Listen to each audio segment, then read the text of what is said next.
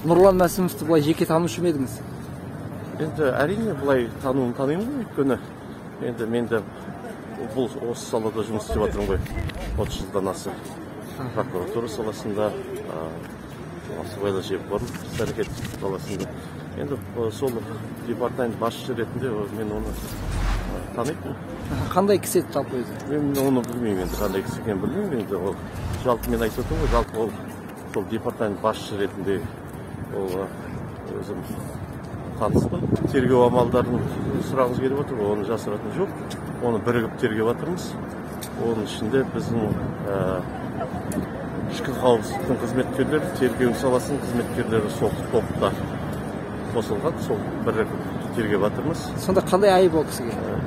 Біз енді білесіздер, осы мен антикордың төрағасымен қоса екеуміз меморандумға шарт қойдық. Сол кезде бір ақпараттар болса, бірігіп тергеу топтарын құрып, сол тергеу амалдарын жүргізу бардың ішінде. Қазір енді өздеріңіз білесіздер, осы қылмыстық іс бойынша орынбасары ұсталған, Павлодар облысының орынбасары.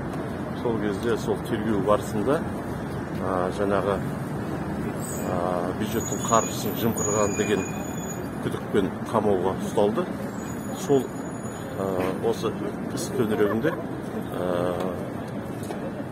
жаңағы бұрынғы басшы департаментіне біраз сұрақтар бар.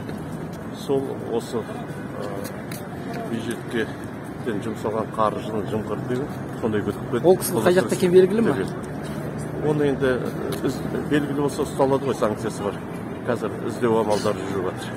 Қазақстаннан қашан шыққаны белгілі ме? Қашан шығып кеткені? Жоқ, ол Қазақстаннан шыққан жоқ ол.